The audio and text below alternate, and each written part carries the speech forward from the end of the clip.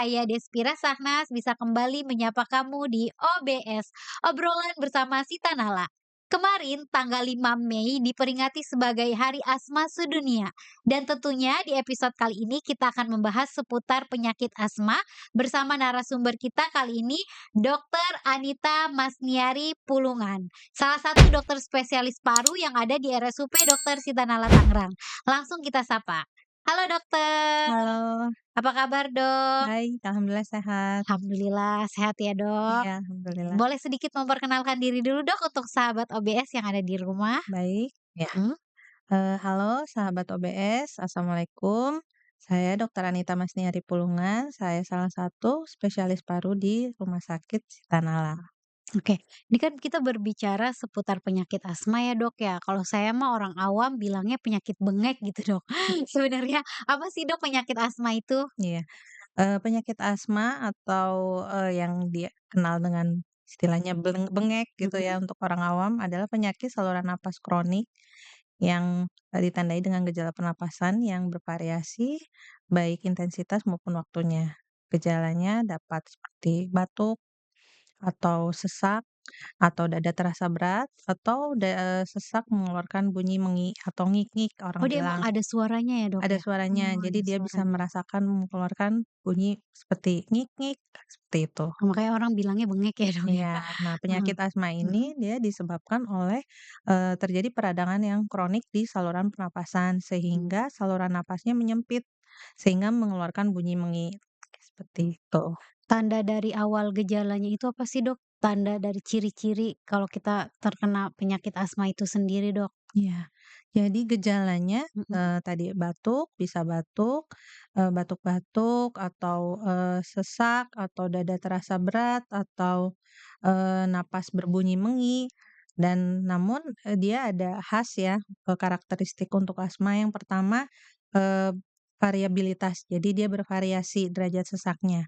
Bisa ada serangan yang ringan, sedang, berat, gitu, atau bahkan mengancam jiwa. Kemudian, biasanya juga intensitas waktunya ya, bervariasi, biasanya muncul pada malam hari atau pagi hari, Oh, mungkin dia karena juga ada waktu-waktu cuacanya tertentu. dingin. Kemudian dia bersifat episodik, episodik artinya kambuh-kambuhan. Oh, Kadang lagi kambuh-kambuhan. normal, Mhm. tapi kena pemicu akhirnya dia kambuh. Kemudian yang, terakhir itu dia reversibel. Reversibel artinya bisa sembuh, dengan sendirinya baik tanpa obat ataupun mau dengan obat, ya. Lalu, Dan Dok biasanya ada mhm, dikaitkan dengan alergi, tuh. biasanya tadi kamu berbicara tentang pengobatan. Pengobatan yang tepat untuk penyakit asma ini apa sih, Dok? Ya, Mhm. pengobatan, asma ini, dia menggunakan obat inhaler ya. Jadi ini direkomendasikan oleh GINA maupun, pedoman asma di Indonesia. Ya, obat inhaler itu terbagi menjadi 2, ada yang obat pengontrol, ada juga obat pelega. Obat pelega ini dia, sifatnya bukan untuk menyembuhkan, namun untuk melegakan ketika terjadi serangan. Jadi hanya dipakai, sewaktu-waktu ketika serangan. Biasanya warnanya, inhalernya itu warnanya kalau Oh, nggak iya. hijau atau biru. Mhm. Nah, kalau obat yang kedua obat pengontrol. Obat pengontrol ini yang, berfungsi untuk, menghilangkan peradangan, pada saluran pernapasannya sehingga ini yang, buat menyembuhkannya, gitu. Obat minum ini ya, Dok, ya? Obat pengontrol, Pengontrol. jadi obat yang dihisap tapi ada 2 jenis, pelega dan pengontrol. Nah, jadi harus dua-duanya dipakai, yang satu nggak rutin, kalau untuk obat pengontrol harus rutin. Biasanya dokter sudah meresepkan tiap hari ya Bu, dihisap, Mhm. bisa pagi dan sore atau sore saja dengan satu hisapan atau 2 hisapan, seperti itu. Terus kan tadi yang obat inhaler itu kan biasanya dipakai yang di mulut dipencet gitu ya, Dok, ya. Iya, Nah kalau dipakainya berkepanjangan, terlalu berlebihan gitu, ada nggak sih, Dok, efek samping dari penggunaan inhaler ini? iya. Obat inhaler ini banyak, kelebihannya ya dibanding obat yang diminum. Jadi, Mhm. mungkin kalau, dulu kita obat asma banyak yang diminum ya, Iya. namun ternyata, setelah, diteliti itu manfaatnya kurang dan efek sampingnya bisa tinggi gitu kan. Sedangkan kalau obat yang inhaler ini dia pertama kelebihannya zat aktifnya itu langsung masuk ke paru Mhm. gitu, tidak dicerna terlebih dahulu seperti obat yang diminum. Yang kedua, dia konsentrasinya kecil. dibandingkan obat yang diminum sehingga, hampir tidak menimbulkan efek samping. Sehingga kalau misalkan tadi diberikan dosisnya berlebihan ya, dia tidak, tidak akan ada efek samping sih. Namun, menjadi boros mungkin karena kan Iya, obat inhaler itu, harganya agak mahal. lumayan Jadi ya, kalau Dok, ya, misalkan heeh. satu satu satu alat bisa buat 1 bulan, kalau dipakai berlebihan mungkin berapa hari Iya iya, habis kan heeh. gitu. Jadi tidak hemat Iya istilahnya. iya, Dok. Terus kan tadi kan, asma ini kan juga memicunya sesak napas nih ya, Dok, ya. Kalau ketika udah pakai inhaler tuh dia langsung kayak reda gitu. Apa sih isi kandungannya, Dok, sampai dia bisa meredakan asma itu? Iya, Mmm, kandungannya jadi isinya bronkodilator. Jadi mhm, untuk melebarkan saluran pernapasannya yang tadinya menyempit mhm, gitu. Tadi ada terbagi 2 ya, ada mmm, yang pelega dan ada yang pengontrol. oh, Kalau untuk yang pelega tadi ketika dia sesek dipakai langsung mungkin agak, enakan karena dibantu untuk saluran napasnya, jadi dilebarkan biar lega bronkodilator lah ya, heeh, Dok, jadi heeh. berkurang sesaknya. Namun yang penting juga yang tadi obat pengontrolnya jangan lupa. Justru itu karena dia untuk mengurangi peradangannya yang kronik, sehingga diharapkan saluran pernapasannya itu tidak menyempit terus-menerus jadi bisa, normal kembali gitu. Jadi sebenarnya penyakit asma ini bisa disembuhkan secara total atau tidak, Dok? Ya, Mhm, penyakit asma itu sama seperti penyakit kronik lainnya yang kronik kalau juga ya misalkan maksudnya? iya, jadi sembuh 100% sih mungkin tidak, Tidak ya? tapi penyakit ini bisa dikontrol gitu.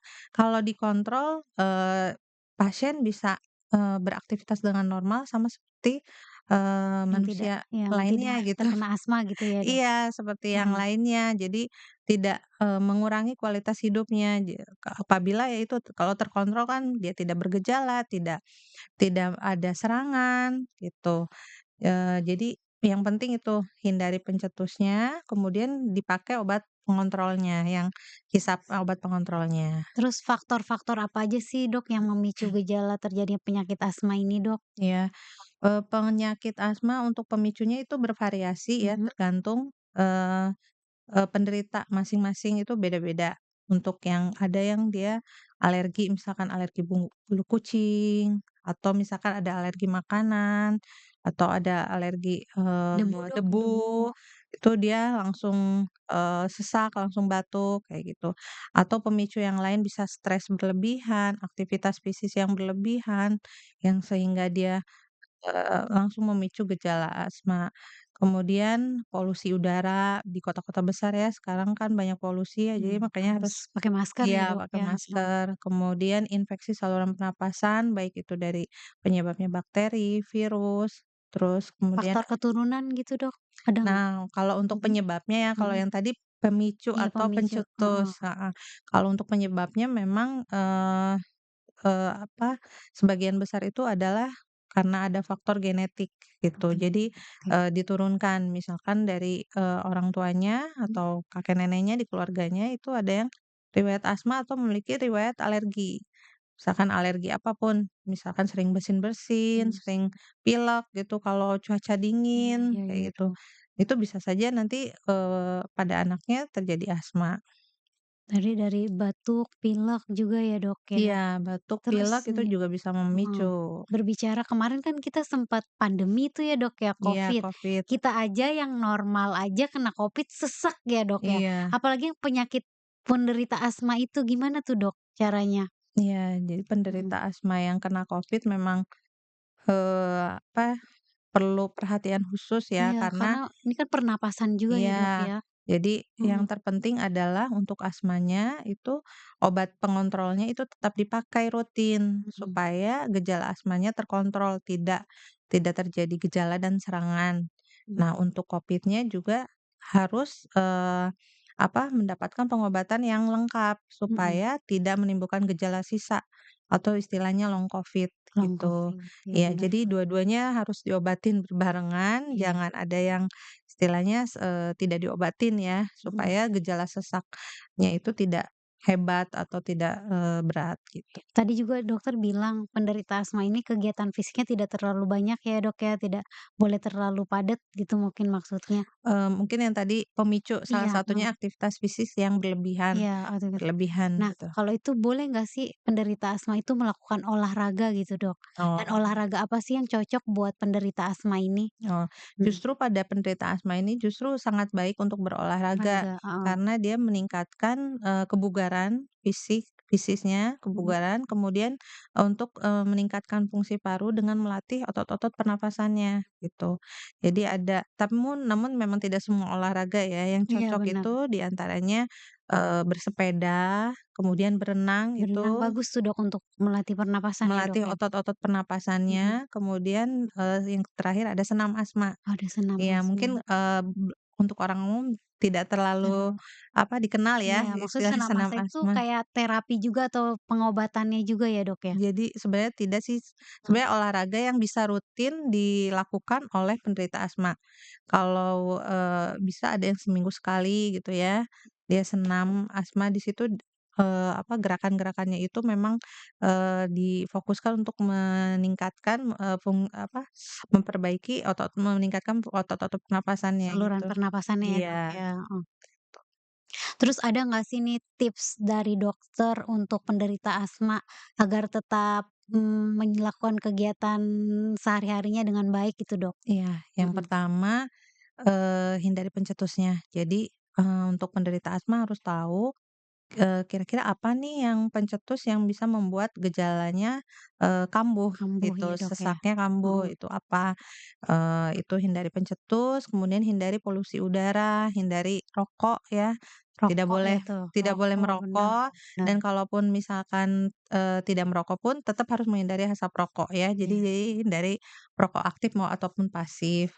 Kemudian vaksinasi itu ada juga vaksinnya disaran juga, Dok? bukan vaksin Vaksin khusus untuk asma, mhm, namun, vaksinasi seperti influenza oh atau vaksin influenza, pneumokokus. iya Karena, iya, tadi salah satu pencetus dari penyakit asma ini, yang menimbulkan dia serangan salah satunya adalah infeksi saluran pernapasan, mhm, seperti itu. Kemudian juga olahraga untuk olahraga, meningkatkan mhm, kebugaran juga, dan yang terakhir, iya penggunaan obat pengontrol iya. sehingga harus rutin kontrol ke dokter. Terus tadi ada nggak sih, Dok, dari makanan, makanan yang harus dihindari dari penyakit asma ini? Nah, kalau untuk makanan tidak ada secara Mhm khusus ya makanan yang dilarang, mhm. namun untuk penderita asma yang memang memiliki riwayat alergi makanan itu sebaiknya harus dihindari supaya tidak menimbulkan Oh, gejala ada asma. alergi-alergi tertentu gitu ya, Iya. kalau misalkan dia alergi makan seafood gitu Nah tadi iya, dokter, itu jangan. jangan hindari ya Iya, gitu, Dok? hindari karena Heeh, bisa jadi nanti, gejala asmanya kambuh karena alergi. Jadi ya harus dihindari. iya. Terus nih, Dok, selama menjadi dokter spesialis paru, ada nggak sih mitos-mitos dari pasien yang nggak boleh, "Oh, Mhm. nggak boleh itu memicu asma," gitu, Dok, kayak gitu. Ada Iya, nggak cerita-cerita kayak gitu, Dok? iya. Mhm Jadi ya ada banyak mitos-mitos mhm, ya, kayak yang gimana tuh? salah satunya adalah mungkin, takut untuk menggunakan inhaler Nah, ya, kenapa tuh, Dok, karena rata-rata takut? katanya takut ketergantungan, Oh, nanti kalau udah sekali pakai udah nggak bisa lepas gitu. Itu mhm salah satu mitos ya, padahal sebenarnya, ya itu mungkin ketakutan untuk, penderita asma ya, mhm, karena memakai obat inhaler. Padahal sebenarnya itu salah ya, tidak ada yang namanya istilah ketergantungan gitu. mhm. Itu memang suatu kebutuhan, ya ibaratnya kebutuhan kita akan, makan Iya, gitu, benar benar. nah sama Tadi yang kan juga dokter di awal bilang inhaler itu juga aman ya, walaupun kita iya, makainya sering, iya, tidak ada aman, efek samping iya. juga. Justru itu, Mhm, apabila dipakai dengan rutin itu, dia akan mengkontrol gejalanya sehingga mhm, bisa bebas, beraktivitas seperti, orang tanpa asma iya. gitu. Terus Jadi tidak ada kekhawatiran, mhm, "Aduh saya, nggak boleh olahraga, nggak boleh ini," padahal tidak. boleh ya, Padahal sehat-sehat boleh, aja. mau aktivitas apa aja boleh, yang penting asmanya terkontrol. Kontrol. Terus nih, Dok, ini kan penyakit asma itu menyerang pernapasan ya. Kita kalau ngedengar soal pernapasan, bawaannya ngeri gitu ya, Dok, ya. Apakah asma ini bisa menimbulkan kefatalan atau penyakit yang memicu kematian juga nggak sih, Dok? Iya, tentu Mhm, saja bisa ya, bisa. karena gejala asma seperti yang tadi disebutkan dia bervariasi. Mhm. Gejalanya bisa, derajat sesaknya itu bisa serangannya ringan, sedang, berat, hingga mengancam jiwa. Ya, kalau untuk serangan ringan mungkin dengan bantuan inhaler aja itu sudah lega ya Bener, Dok. pernapasannya. Tapi jika serangannya berat, bahkan mengancam jiwa, itu harus segera dibawa ke rumah sakit ya. Mhm. Karena bahkan bisa, dirawat di ICU, seperti itu. Jadi, Oh, jangan dianggap remeh juga iya ya penyakit asma penyakitnya ya. ini Heeh, gitu. apalagi tadi sampai ada harus ke ICU Iya, gitu ya, Dok, jadi ya. penanganan yang cepat dan tepat itu harus, dilakukan, apabila terjadi serangan. Penanganannya harus cepat dan tepat.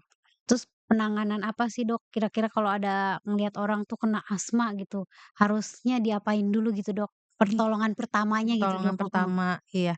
Ya pertama yang tadi untuk inhalernya dipakai apabila Iya, di rumah, punya alat nebulisasi, Nebuli itu ada iya, lagi alatnya, Dok? alat uap mungkin Alat kalau uap, iya. ya orang Kan kalau saya nggak bilang. tahu ya, Dok, ya. Terkadang Heeh. kalau untuk, penderita asma yang sudah lama itu, Mhm mereka sudah menyiapkan alatnya itu di mhm. rumah. Karena jadi kalau misalkan ketika tiba-tiba sesak malam hari, eee, tidak ke klinik gitu kan, jadi dia Iya, memakai alatnya, itu bisa. Kemudian kalau oksigen jika mhm. dibutuhkan apabila memang terdapat, penurunan saturasi oksigen, itu juga ya Oksigen perlu. juga perlu nggak sih, Dok, kalau di Perlu rumah gitu? apabila terjadi penurunan saturasi oksigen. Jadi memang ada dites pakai Mhm. alat itu untuk, Alat eee saturasi itu ya, Dok, iya, ya? alat Heeh. saturasi. Kalau saturasinya masih normal sih tidak perlu ya diberikan oksigen, tapi jika sudah ada penurunan, itu di bawah 95% itu ya harus, bisa dipakai oksigen. Iya, apalagi kemarin yang tadi kita bahas yang penyakit pas zaman-zaman Covid itu Covid ya, iya, Dok, ya. banyak Apalagi yang normal aja tuh sesek, saya sesak, ngebayanginnya apalagi yang terkena asma. iya Itu juga betul. ada ini enggak sih, ada efek dari Covid itu ke penderita asma akan menjadi lebih parah atau enggak sih, Dok? Bisa menjadi lebih parah atau tidak tergantung ketika terjadi Covid itu gejalanya ringan, Mhm. sedang atau berat. Kalau misalkan gejala ringan Covid-nya mungkin pada pemeriksaan fototoraks tidak ada apa, infiltrat atau tidak ada bercak-bercak gitu ya, itu mungkin bisa sembuh total ya. Iya. Namun jika serangannya sedang atau berat, itu bisa menimbulkan gejala namanya long Covid gitu. Long Jadi Covid. setelah, walaupun Covid-nya sudah sembuh, Mhm. tapi dia ada gejala kayak sesek atau cepet capek atau mudah lelah itu bisa saja. Dan tentu saja itu menimbulkan hal yang tidak nyaman ya buat Iya, buat penderita asma penderita yang dia asma. memang sudah punya asma, kemudian long Covid, ya jadi memang, ada bisa jadi, gejala sesak yang lebih terasa lebih sering dan bisa, juga menghambat aktivitasnya sehari-hari Sehari-hari ya, Dok. gitu. Ya walaupun penyakit asma ini tadi tidak Mhm. bisa disembuhkan secara total, tapi bisa lah ya, Dok, dikurang-kurangin dengan cara menghindari pencetusnya tadi Iya itu ya, Dok, iya, ya? banyak kok yang kalau Heeh. sudah terkontrol itu tidak terjadi lagi gejala atau Mhm. serangan, sudah jarang dan bahkan bisa sampai bebas dari obat pengontrol Oh, gitu. itu ada juga ya, Dok, Ada ya bisa juga, sampai ada. dosisnya dikurangin kali ya kalau Iya kita iya, benar-benar karena bisa memang sudah menghindari iya, hal-hal memang sudah. pencetusnya tadi itu. Nah, untuk pencetus itu mungkin seumur hidup harus dihindari. Harus dihindari, bener ya, Heeh, Dok, ya. Terus nih, Dok, kalau ada sahabat OBS yang punya gejala tadi, yang ingin mhm. konsultasi langsung dengan dokter, bisa dijumpai di RSUP Dr. Sitanala ini pada hari apa aja sih, Dok? Hari Senin dan Rabu jam Mmm, 8 hingga jam 2 siang mungkin, atau jam oke. 14 ya. Terima kasih ya, dokter, Iya, sama-sama. atas edukasinya, semoga bisa bermanfaat untuk sahabat OBS yang Amin ada di amin. rumah. Ya, Nah, itu dia tadi pembahasan mengenai penyakit asma. Jika sahabat OBS yang memiliki gejala seperti tadi, bisa langsung datang dan periksakan langsung ke RSUP Dr. Sitanala Tangerang. Jangan lupa untuk terus mendukung podcast ini dengan cara subscribe, like, comment, and share di channel YouTube kami di bawah sini. Terima kasih, sampai jumpa di episode selanjutnya. kita Nala Sitanala hebat, hebat, masyarakat masyarakat sehat. sehat.